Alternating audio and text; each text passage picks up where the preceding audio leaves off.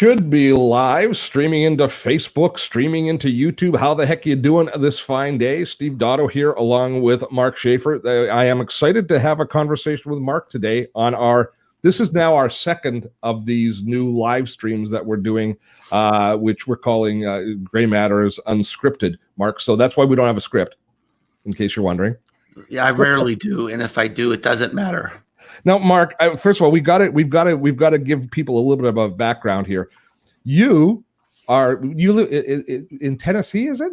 Yes, I do. I live in a beautiful part of Tennessee. It's the eastern part that's in the mountains. We're in the foothills of the Great Smoky Mountain National Park and surrounded by forests and lakes. And it's a great place. All of my online friends, I want to visit you the most because I think I can fish all the time right out of your backyard, right? That's very true. You can catch stuff right off my dock.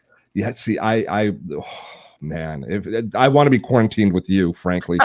It's not a bad place to be isolated. But you, with all of that, because it's the way it happens, last night, a crown falls off your tooth. Yes. So look, you got to put things in context, of course. I mean, there's a tremendous amount of suffering going on in the world, but I mean, in this moment, I've got the jagged edge of the remaining tooth cutting into my tongue. Yes. But I'm here.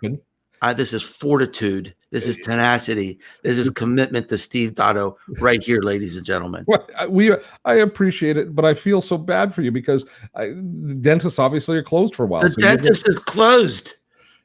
So you're gonna get in there. You're gonna be looking in your woodworking cabinet for a file, and you're gonna be in there going. I got a note, a text message from some dental assistant said, "We'll call you in some medicine." Drugs. No, I just any port in a storm, baby. Go for it. Well, you've got that after. I'll ask you to wait until we're done today with the. So next comes the drugs and the whiskey. So this crisis seems to be tailor made for your skill set. Because we're talking about online marketing, we're talking about all of a sudden all of your organizational philosophy and a whole bunch of other background skills that you have come to the fore. Now, for those of you who don't know, if anybody out there doesn't know, Mark is one of the. That would be most people. No, it's not most people. April, drop the link into Mark's blog post right now. But Mark is the author of so many good books, known all books on marketing that I've relied on to teach me about the really strategic way of approaching online marketing. And he has been a keynote twice. You're the only repeat keynote at Social Media Marketing World. Mm-hmm. And he just rocked the stage there. I get so much out of every time I listen to Mark. So I thought, and he posted very early on in the run up to the quarantine section that we're in now with the virus. You posted a love letter to the coronavirus, which I got to admit, I looked at it and I went, "That's interesting." Okay, Mark. Is he daft? But it resonated. As far now, you've posted a lot of posts over your life that have gone viral and have taken off. Is this one up there as far as the ones that have gone viral and just hit a nerve? It might be in the top 10. Yeah. It might be in the top 10, and I mean, I just think that it was just one of the things that I've learned about blogging and really just creating content is to be aware of your own internal emotions. And, I was experiencing a lot of trepidation and a lot of fear, and I have to get to this point in my grieving process for, my world and my business to get to this point of acceptance so I can embrace the chaos and think about how do I move on in this environment. And, I was sort of self-aware of these things going on inside of me. And I said, well, what if I express that in a blog? And that was scary for me. But I had this sort of like rule that if it feels scary for me, then absolutely you push that publish button. So because that means that you're going to connect in a deep way. If it's on your mind and on your heart, it's probably something that other people are thinking about too. And that's what happened, certainly with that post. And the process that you went through is one that I imagine a lot of us do, is the immediate impact of having, looking at your upcoming work schedule, your income, and seeing disruption right away, saying, oh, I'm not going to be able to attend this speaking engagement. Yeah. This client's called me and canceled. And then you start extrapolating and you recognize even the ones that haven't communicated with you, there's going to be an interruption there. And then for you, you start thinking about your other businesses you teach, and what's the impact going to be on my on schools. And it's suddenly it's a cascading series of events, and all you see is, oh, unknown, uncertainty, unknown, cancellation, unknown, uncertainty, unknown, cancellation. So we start from a personal perspective, right, of looking at all of that. But then what you've done is you then took it and you kind of extrapolated it out to the rest of us, saying, well, if I'm suffering this, what impact is it going to have on my peers, on other marketers, on other people who are in the same business as me? And then it just kind of, it's like a pebble in the pond, right? It all starts to radiate out, and we see it now where it's now not just, it's impacting us on all aspects socially. Well, I think that's how I'm approaching my content in general right now, and my business is that. Well, let me give you a little story, Steve. I have a consulting client in Miami. I've been doing a lot of business with them. And last week they sent me an email and they said, oh, we're going to change some things with our social media presence, and we want to run it by you. I said, sure, let's set up a call for next week. I never heard back from them. And so I wrote them a note. I said, hey, did I miss something? And they said, well, Mark, our supply chain is a disaster. We've lost 50% of our orders. We are in crisis mode right now, just trying to keep people employed. Now, last week, I was relevant. And this week, I'm not. And so all of us have to reimagine our business for this moment, for this world. Our customers are in crisis. Our customers are grieving. Our customers are in chaos. Our customers are literally mourning the incredible losses that they're having in their lives, to their finances, to their relationships. I mean, I was on the phone with a woman yesterday whose mother is in a convalescent home. It's locked down. She cannot see her mother. We've got customers who are trying to work from home with kids crawling all over them, right? We've lost our social connections. We've lost our social life. We've lost our freedom to travel, to go to a restaurant, to watch a baseball game. The diversions are all gone. We're literally in a world of unimaginable cataclysmic loss. And so we have to think about now, what are the skills and the core competencies I have that can apply in a relevant way today? We can't continue to run our businesses based on the world we wish for. We have to base our content and our businesses based on the world that is. And so that means a complete and immediate reassessment. So, all the content I had planned for my blog, I just threw a bomb at it because it doesn't matter anymore. It seems trite, doesn't it? I have to talk. It's tone deaf. Yeah. I have to just think about, what is this moment? How do I help, grieving, panicked people right now with whatever skills, that I have? And as you mentioned, I sort of have a background in this, and, I have a master's degree in organizational development, applied behavioral sciences, and really have, kind of coaching and counseling skills. And I think that comes through in a lot of my work. My last book was Marketing Rebellion, The Most Human Company Wins, talking about this humanistic approach to business and marketing that completely applies to the moment that we're in right now. Now, the first post that I talked about, the love letter, you very much internalized looked at the time that you were going to be all this cancellation, and tried to say, well, what can I do personally to take that and do personal development myself, find edification in my own time. I love that. I love the idea of, people, outlining a book, developing some new skills. You're going to spend time doing your watercolor, doing personal stuff.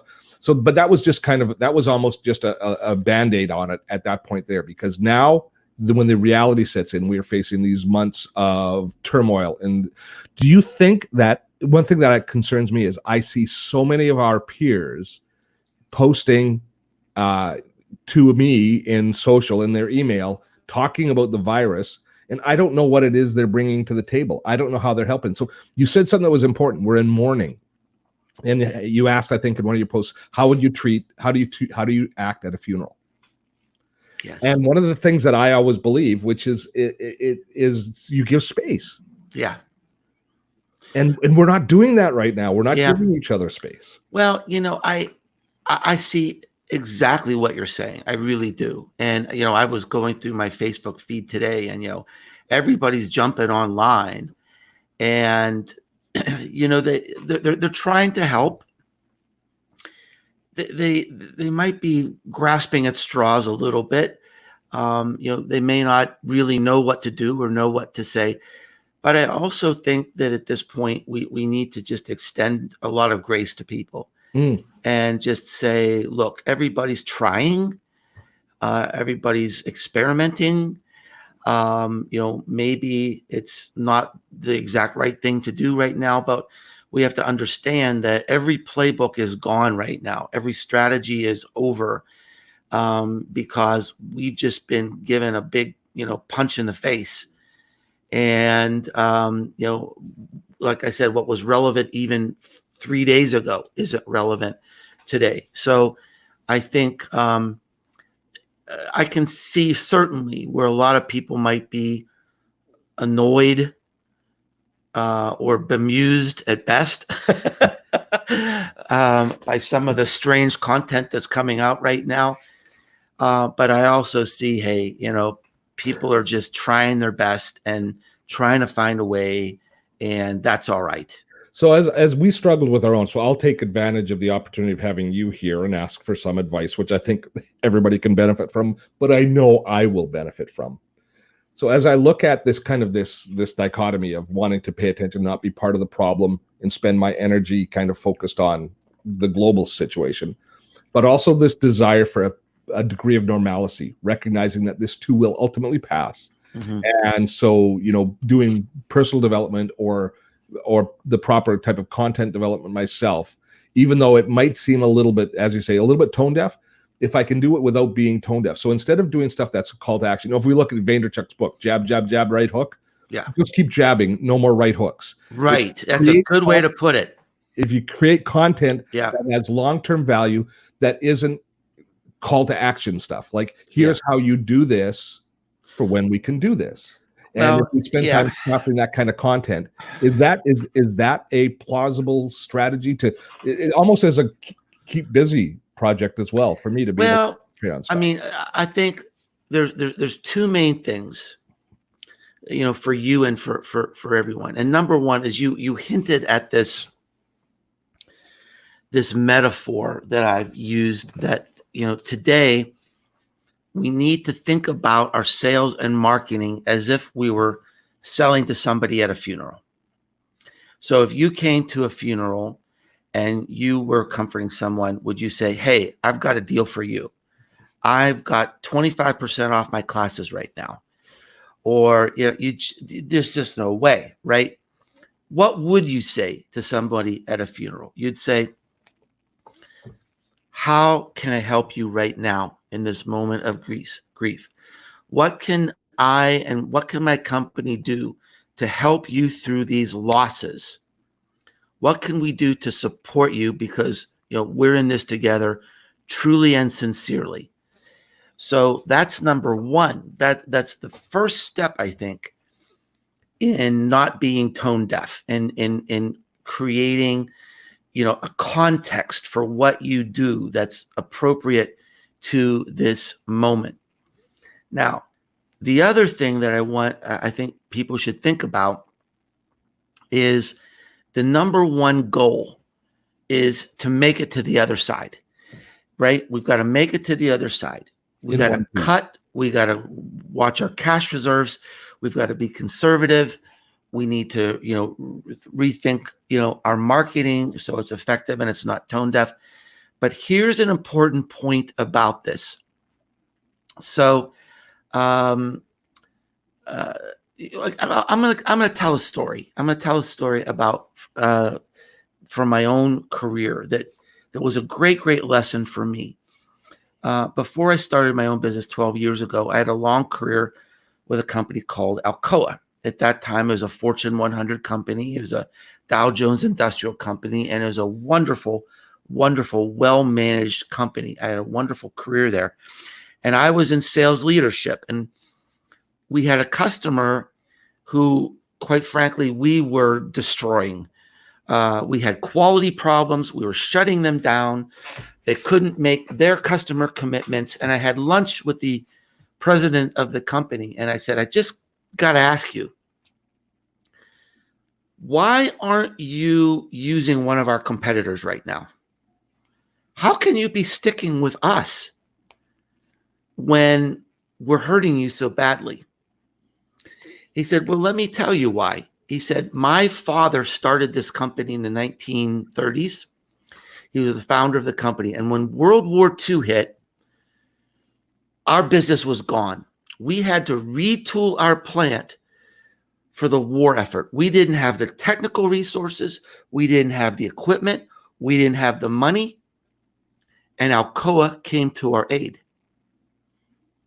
And they gave us the technical resources we needed. They financed the equipment to help us get through to the other side. And on my father's deathbed, he whispered in my ear, never leave Alcoa. They brought us to the dance.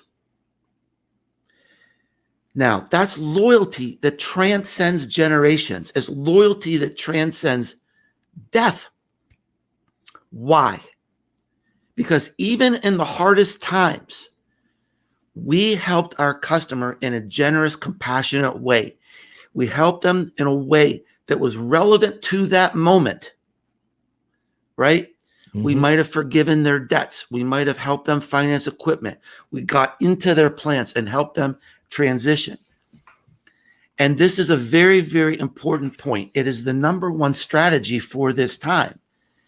That what we need to be doing now is operating in a way so that unending long-time loyalty is there when we get to the other side, and we'll get to the other side. But if you operate in a greedy and opportunistic way, people will remember that.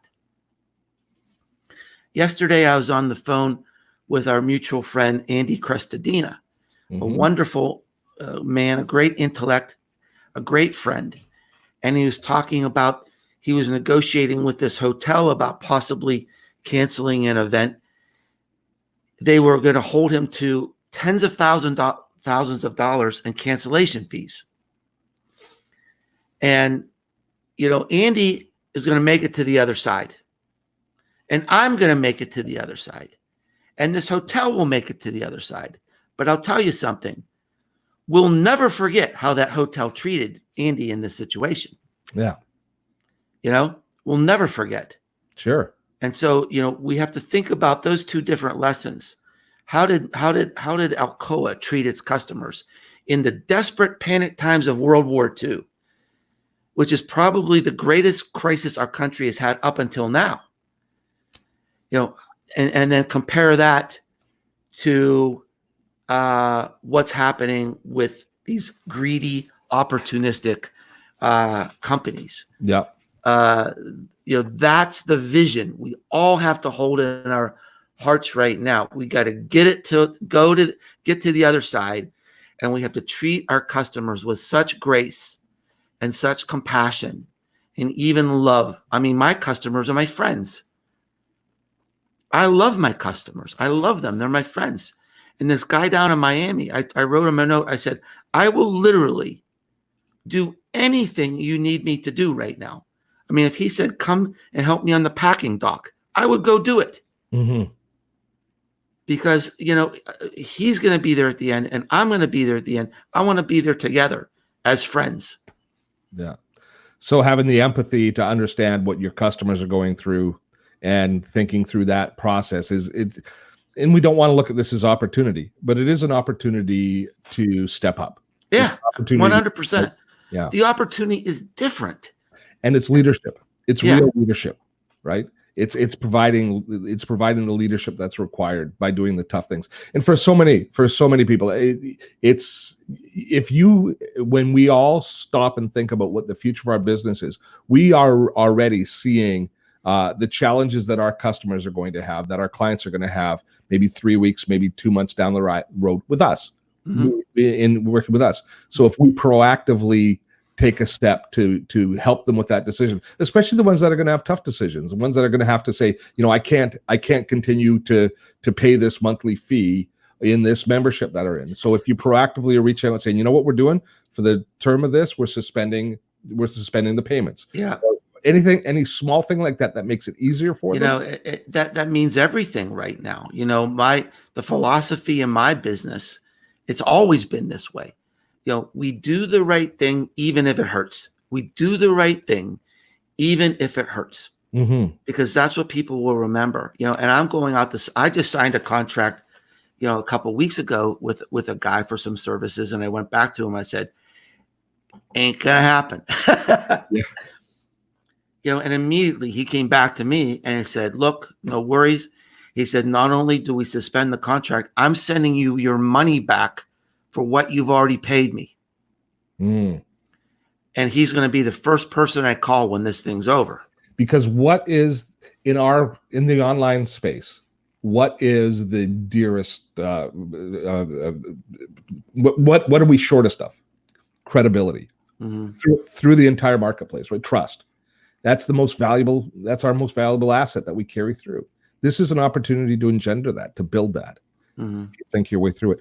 Let's talk. I loved you told another little story about how you're in your own production schedule, because all of us now are, if we're blowing up our content plans, we're having to come up with new content plans for publishing new content, and a lot of the ways we did things for efficiency aren't going to work anymore. So repeat the story that you said about your podcast, how the one that just dropped. Yeah, well, as I reflect on my content and my content plans, they're just, what I had in the queue just isn't relevant anymore. So you've got to reconsider everything again to be relevant in this moment. And what happened this week was, I've got this podcast called The Marketing Companion. I've had the thing for 7 years, and my co-host Brooke Sellis and we record the show about 10 days before it drops. Now, it's always made sense to have that buffer in case we have a technical problem, in case we have an emergency. So I've never missed an episode in 7 years because we've had that buffer. Well, what happened? We record the episode drops Monday. What are we talking about? The NCAA basketball tournament and March Madness. Now, in that short time, the darn thing was canceled, and our episode doesn't even really make that much sense anymore. So there's a lesson in that. So what we've decided to do now is, instead of a 10-day buffer, we're going to record with a 2-day buffer, because the world is changing so fast, and we don't want to embarrass ourselves anymore. And so tightening down on those, because the entire world's message is changing by the hour almostly. So tightening down those production cycles, and what it's going to mean is it is going to mean an interruption in flow. It is going to mean an interruption in your publishing schedule. And do you think that it is important for people who have consistently published based on a schedule? Is now the time to double down and make sure you're staying on schedule? Or is it now going to be okay to hit the pause button occasionally on your normal content flow? Yeah. I mean, I just think we have to think about what is the new normal? And somebody asked me today, is it okay for a brand to go dark? And I said, I think it's better to go dark than to be tone deaf. I was shown an ad today on social media, and the ad was, here's the best service to use to create your fantasy baseball team. That is not helpful. And we see that a lot of businesses are really slowing, they're responding in a very, very slow way. Yeah, the cruise TV commercials seem a little hollow right now. Yeah.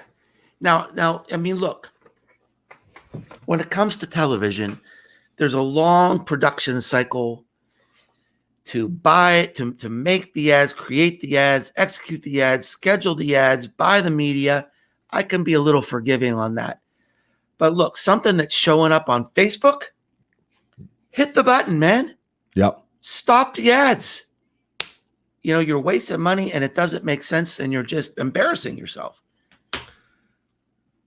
You said in another one of the posts that now's not the time to start something new.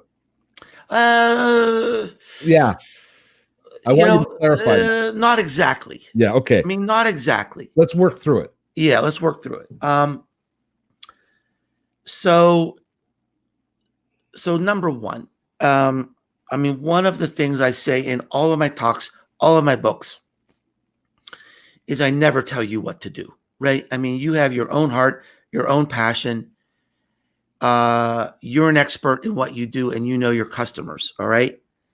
And look, a lot of people have a lot of downtime today. So this might be the time, I'm going to start a video series. I'm going to start a podcast. I'm finally going to write that book.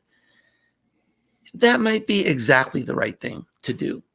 Now, however, let's look at the world. And, one of the realities is, someone said 9 months from now, we're going to have this surge in the birth rate, right? We're going to have a lot of babies being born. Well, we're also going to have a lot of content babies being born. We're going to have 9 months from now, we're going to have a lot more podcasts and a lot more video series and a lot more books. And so if it's strategic, it's the right thing to do. If it's reactive, it's not the right thing to do. If this is something that has always been strategic to your business and critical for your business, absolutely 100% you should pursue it, despite the fears, despite the uncertainty, if it's strategic. If it's not strategic, you're creating random acts of content and you're going to get lost.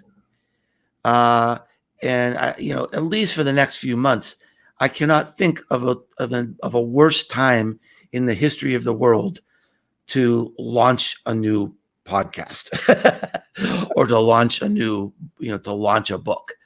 I'm feeling bad. I don't know if you know Matthew Sweezy. Matthew works for Salesforce. He's an incredible intellect, and he's got a new book coming out next week. And it's called Marketing in the Age of Context. And this is an important book. I mean, I previewed this book. It's the first book I've read, business book I've read in 10 years. And I read it and I started reading it again. And oh my gosh, it's an important book, and I hope it doesn't get lost, but it's a terrible time to launch a book. So, we just have to look at things strategically. Always look at things strategically. If it's the right thing to do, then look, damn the torpedoes, full speed ahead. Go ahead and do it. But if it's something to fill your time, and it's probably going to get lost in the noise. So the bulk of my community are baby boomers and Gen X, and in a lot of my content is focused on helping them repurpose their lives, reinvent themselves, understand what's happening in social, understand what we do. so that they can pivot when the time comes. And this is going to accelerate the time coming for many, many baby boomers. The jobs that they are now sitting at home from, they may never be returning to in the same way. Do you think they're going to have to reinvent themselves at this point? They're going to have to step into a new venture. Do you have any advice for them? Well, I mean, first of all, I just want to acknowledge the sadness and the difficulty and the loss going on for everyone listening today. And my time has been filled the last 3 or 4 days, I guess 4 every day this week, with almost nonstop calls from people. I've been trying to help them, encourage them, nurture them. So, I mean, I've been deeply immersed in the loss and the grief that's going on. So first of all, I just want to acknowledge that. Now, having said that, I mean, this is an amazing time also of opportunity. And let me give you a small example, Steve. I got an email a few days ago from a local rancher. A rancher. This is a guy growing cattle. And he sends me an email and he said, "We know that you enjoy eating out at all the restaurants in our community. We know that's not going to happen. And we will bring our steaks to you." Now, think about this. This is a B2B business, but they're doing exactly what needs to be done. They're reimagining their business and reframing their business in this moment. Okay, so what makes a good business? Meeting unmet and underserved customer needs. There are a ton of new underserved and unmet customer needs right now. People are scared. They're going to be bored. They're not going to be able to get a haircut. They may not be able to look. I'm not going to be able to get to the dentist. Maybe, I mean, there's all kinds of crazy things going on right now that are going to spawn an explosion of creativity, an explosion of new businesses and new business models. But, the number one thing is you've got to sort of like shed the past right now. Look, as I said in my little story about the guy in Miami, I was relevant 1 week ago. I'm not relevant right now, not in the old way, not in the old model. I have to look very deeply at what are my skills and core competencies that I can apply today to the unmet and underserved needs today. And that's where the new opportunities will be. So that's where the opportunities have always been.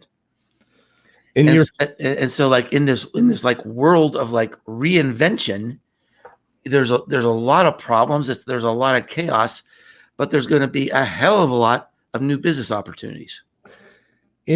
For content marketers, if I kind of tie it back to your story about Alcoa, about when there was need, they understood what their customer, what their partner required, and they stepped up. Now, in the content marketing space, chances are, for most of us, we don't have an ability to make that financial, be that financial difference maker to our community. But what we do have now is an opportunity for empathy and an opportunity to understand and an opportunity to fill in some of what is being lost. And by that, I mean, we don't have the theater anymore. We don't go to movies. We're not going to have our sports teams to follow. And a lot of people, that's going to leave a big vacuum of their imagination time, their downtime, their connecting with community time, being on the same. So I'm wondering if for a lot of content creators, if this is not a time where you can step from being a teacher to maybe a little bit more of a leadership role, where we are opening the window, opening the curtains a little bit more to our lives and what we're seeing, and just kind of what we're doing right now here, this conversation we're having where we're showing our own vulnerabilities at the same time, but being a little bit more willing to express that, not putting on the polished professional content marketer face, but instead the human side. Do you think there's a lot of value there? Oh, so much, Steve. I think you just really nailed it. The subtitle of this book I wrote, Marketing Rebellion, the most human company wins. Today's the time to prove it, right? I mean, every time people see our face, our hearts, our compassion, our generosity, I mean, that makes us stand out, because here's what's going to happen. You and I talked about these examples of the companies that are not shifting. They're like an aircraft carrier. Oh, they're just not moving, but we can move, right? We can pivot. We can move. We can reinvent ourselves today. We can reinvent ourselves in an hour. We can try and we can reach and connect people and to connect to people in new ways. Before I got on this broadcast with you, I was asked to do a presentation online for a group of people that do these. They've got these cheerleading gyms.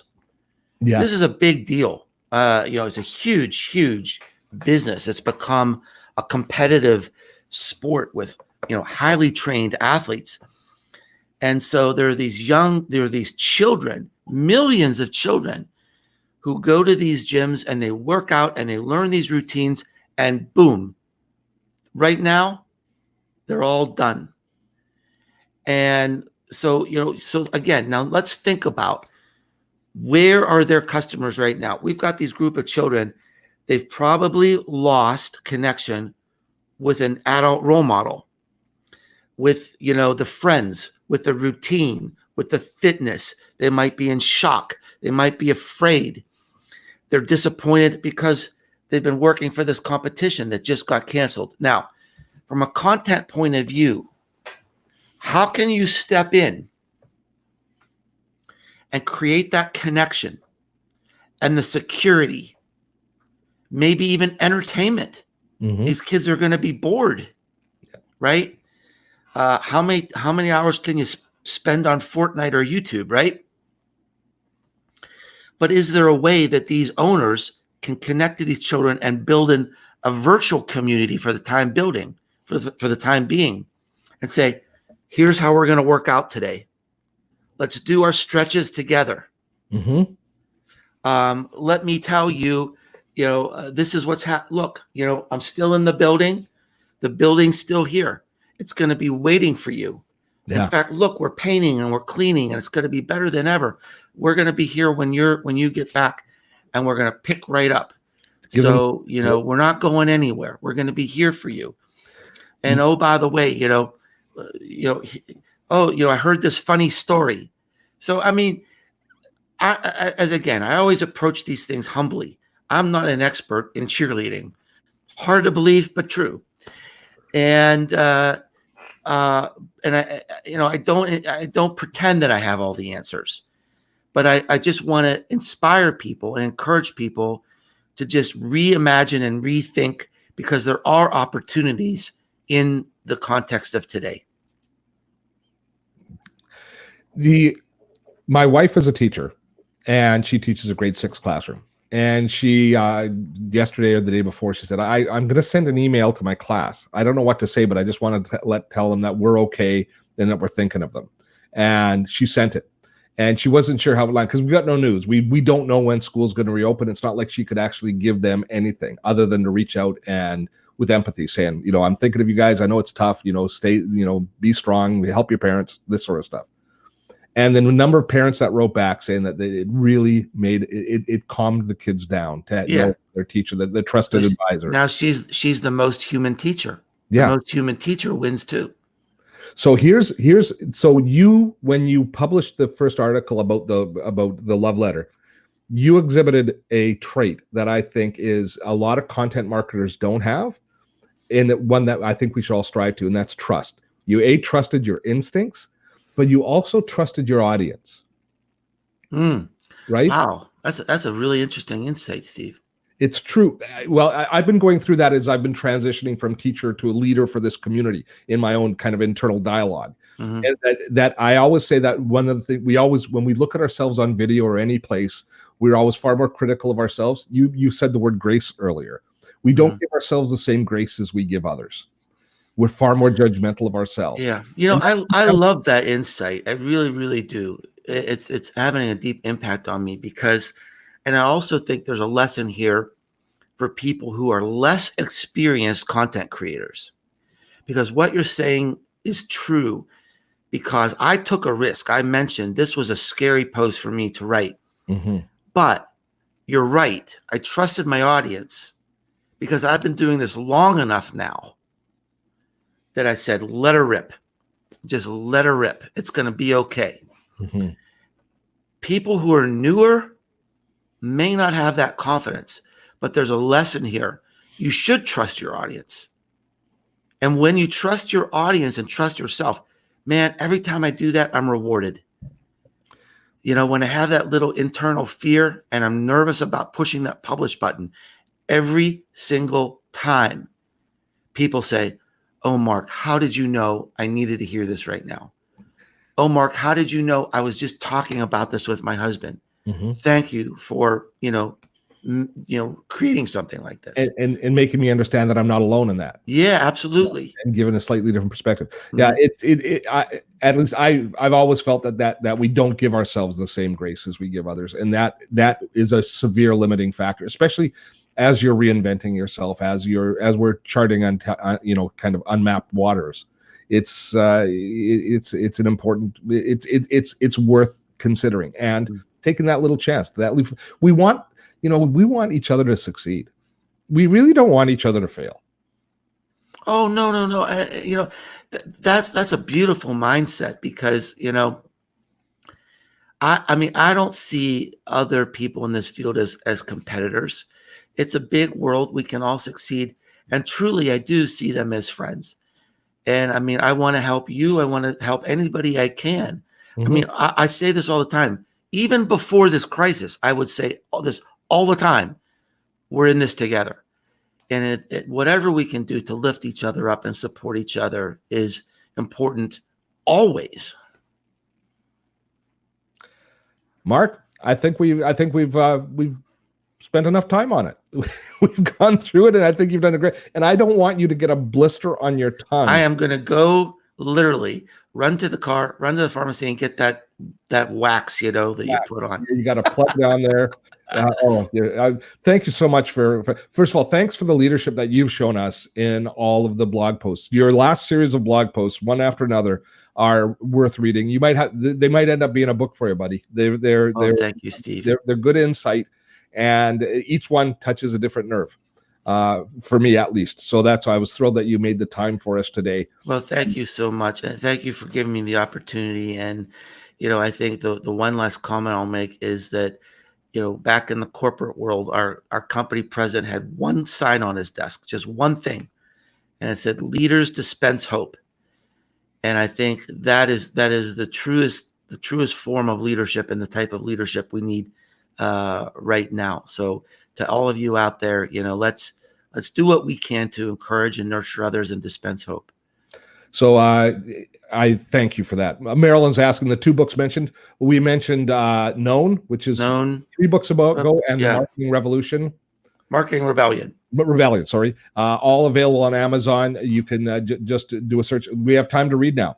Take some time every day and read a little bit of Mark. A little bit of Mark in all of our lives is what's called for. We'll do this again sometime soon, Mark. Thank you, Steve. It's been an honor. It has been great. So, folks, that's it. We will see you all next week. This coming up on Webinar Wednesday. So, April will drop a link in. We are going to be talking about online payment systems. Still got to get paid, ultimately, still have to pay. But we're also looking at how we move money around the world, which is ever so important in this day and age as we have contractors and subcontractors, and we're looking for the most efficient way to do things. There's some really good stories of technology that's been built. We're going to be covering that this week, upcoming on Webinar Wednesday. So join us Wednesday live for that tutorial. Mark, we'll see you soon. Go fishing. I would be going fishing. I think that's what you should probably do. Will. Till next time, have fun storming the castle.